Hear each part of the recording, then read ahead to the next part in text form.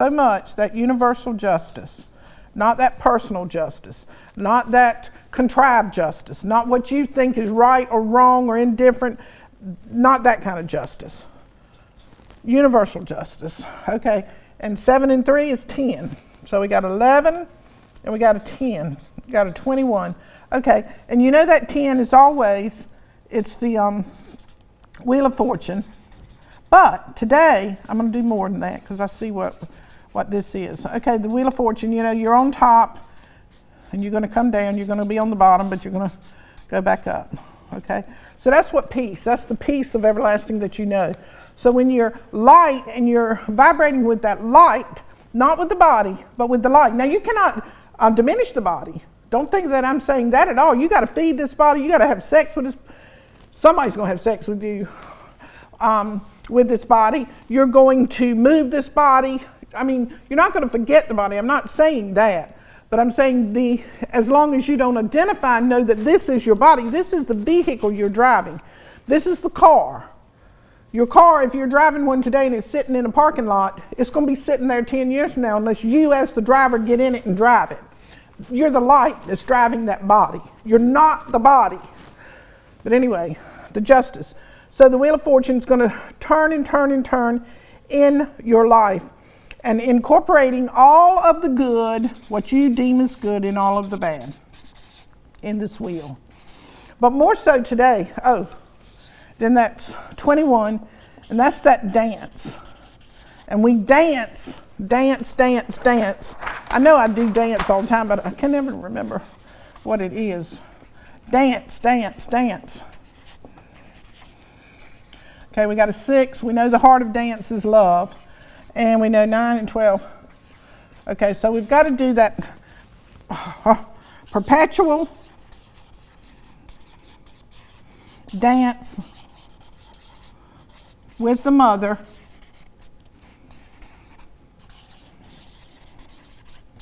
Whether she's dead or alive, in order to find peace. Find and exhibit. How about that? Don't just find it. What you going to do if you find it? Look at it. Exhibit. Demonstrate it. Peace. Okay. That's what that is. And you know, I've told you 1,000 times, that's either enlightenment or anger, depending upon how much you've worked with that psychological journey. But anyway, with your mother.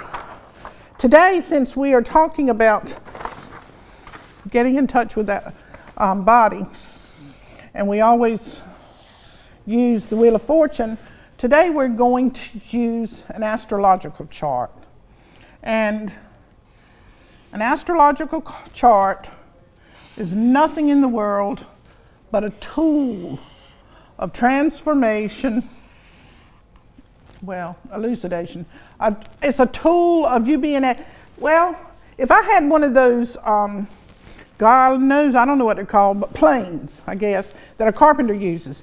And he'll put it on this table to see if it's level, and that little bubble will move back and forth. And it'll get in the middle when it's level. Well, that's a tool he uses to give him information.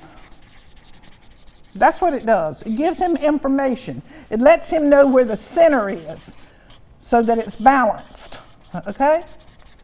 And it gives him information so that what can he do? He can go on to the next step. Okay? And that's what this light in us is waiting for. It's not going to tell you. It's waiting for you to get it.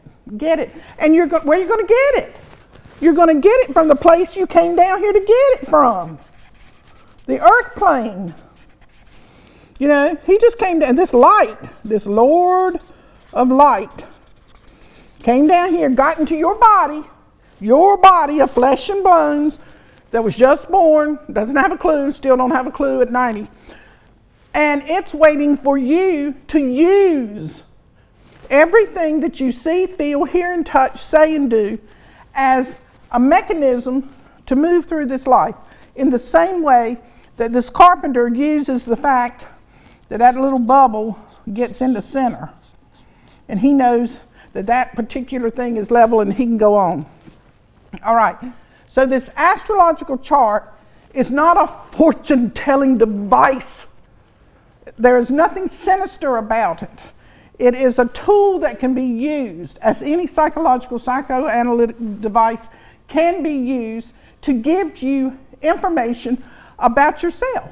If you're interested in about yourself, if you learn information about yourself, you're better able to function.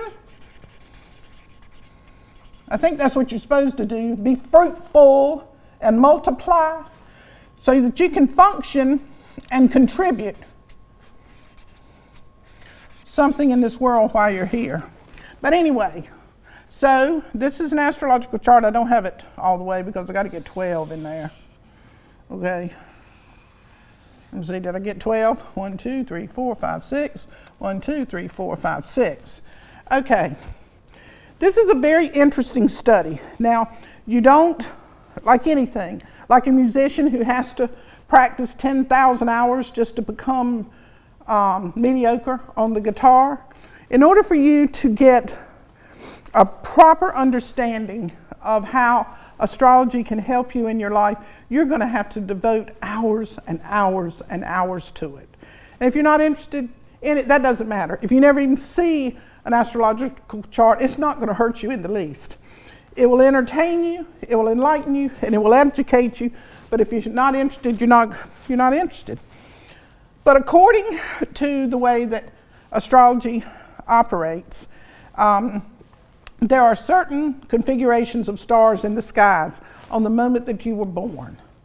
And these configurations of various planets form patterns. Okay? Here's a star, a planet, here's a planet, here's a planet. This is arbitrary. This is not how it ideally falls in the sky. But let's say that this is the planet Neptune. Okay? And this is the planet Mars.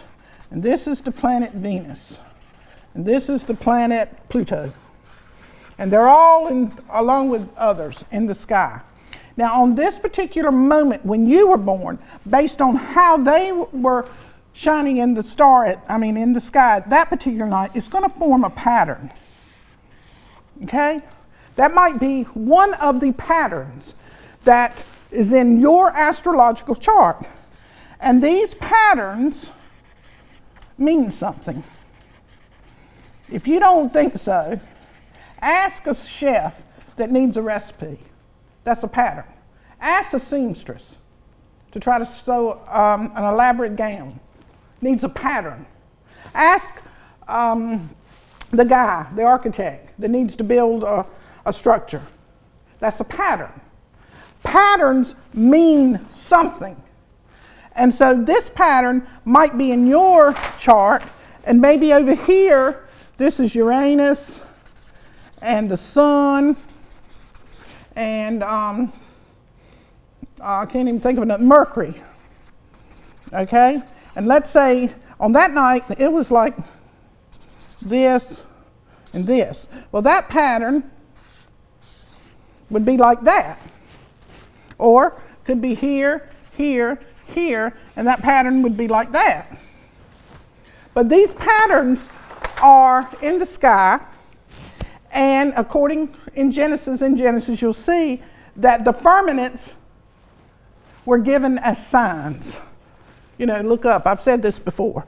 But anyway, you get this. We're dealing with a pie-shaped tool, if you will. Just a picture. And in this pie-shaped tool of astrological measure, we divide it into 12 different houses. And each house represents something. This first house, everybody has it, represents your personality. It is the mask you wear. Okay? It is also your body. That's the one we're talking about. Okay? This is the shape your body's going to have based on this house right here. Based on the way that your mother and father and all the rest of those grand folks back there, millions of years, came together, eliminated, brought you to this place. Nobody else has your body. So that's done in that. The second house is called your motivation house. This is what motivates you. It usually has to do with how you will earn your money. What motivates you more than how you're going to earn your money?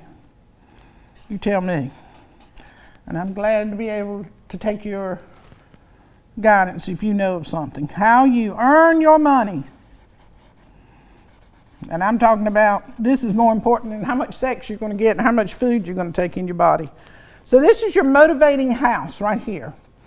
Now, I'll stay here before I get too detailed. This third house is how you communicate. Your love of the telephone or the iPod or any way of communicating. That's this third house right here. It also has to do with short journeys. That means those things that's in your mind that you don't dwell on long, but they come in and out and over and around. Okay, that's your third house. This house right here is your literal temple. Now, what is the difference, Paula, of your body and your temple? It says that, it's written in the Bible, that God will not dwell in an unclean temple. The temple is the place, you've got a body, but you've also got another place that's inside of you that is your temple. This body is built around that temple. That temple is sacred. That temple is untouched. That temple is the Holy of Holies. Nothing enters that temple. Nothing. I mean, that is your place, if you want to call it your hideaway, but that is the sacred, sanctified part of you. This is done right here in this fourth house, and it is also where, you lived as a child. Meaning, the home you grew up in as a child. And as a child, you lived in that temple way before you came out with this body and started taking on the ideas and thoughts of your mother and your father and your brothers and your sisters and cousins and everybody else. You were sanctified, if you will, in that house. This house right here is your house of anger. Now, why would it be your house of anger? Because it stores your creative gifts. Okay? And creative gifts, some people would call that romance, but there's no such thing as romance. There is such a thing as expressing your creative gifts with another and exchanging. And most of the time, because you expect and you demand and you are manipulating to get an end result, anger develops. But that's what this particular house is. It is your creative gifts. It's your children, if you will. The children of the temple. All right. This house right here, you better put. How many am I going to put? Might put 5. 5 stars with this house. Why? Because this is where you signed your cosmic contracts. And you will fulfill them. You will. That is the one guaranteed part of this entire metaphysical chart that you will take care of. Let's just say, hypothetically, you were in another sphere of time and you could talk as light. I don't know how you communicate as light, but you did. And you said, I'm going to go down here and I'm going to take on this body. It's just as ridiculous as thinking, that we're the body, so let's go the other way. So I'm going down there and I'm going to take on that body, and I'm going to be born of that particular man and woman, and I'm going to get involved with this one and that one and the other. And you said, I will do it. I will fulfill these contracts. And whomever was talking to you said, well, it's going to be difficult. You're going to run in, you're going to want to give up, you're going to cry, you're going to scream, you're going to say, why have I been denied? Why do I have to be so unhappy? Why does everybody else get everything they want? Why will I have to lose my leg or somebody else lose their life? That I can do it. Just show me the dotted line. Because in order to experience life on this earth, which is at the emotional level, The only place in the galaxy where you will experience emotions and clinging to and thinking you can change things and trying to influence people and direct people's lives and all of that. This is where this takes place. Okay, I'm going to do all these things. So you put your name right on the dotted line, just like I did. And I said, I will go down there and I'm going to do all those things. This is a very important place in your chart. And if you learn about this particular slice of the pie, it'll bring great insight to you. Might bring some laughter too. Okay, the 7th house is all about relationships, marriage, partners, and also open enemies. It also has to do with the way that you relate to anything. I mean, that's your mode of relating. All right, here you go. Here's the booger bear. Here's these demons. You want to meet them? You want to meet your house? Go into that house of horrors. It's right here in this house. House of horror. Okay? Sex, death, money, and the boogeyman. Anything that you're afraid of, anything that you've been told that you can't do, you shouldn't do, or whatever is going to be found in that house. Any of those terrible, terrible thoughts that you wish you didn't think, had never thought, and we hope nobody ever finds out about, comes from this house. All of the subconscious is found here. And yes, sir, that's where that old slewfoot lives, the one they call the devil. But the devil is there to free you of all of these, not to bind you. But you won't know that until you get deep in it. Okay, the next one is the house of God. And I always tell people you got to really focus and concentrate on this house, because this house tells you more about why you're alive than anything else in the whole chart. This is where you meet your maker, and you don't have to die to do it. This is where you come face to face. You know, it was Moses said that you cannot, he wanted to know, I've told this story before, but I love it so good. He after he'd been out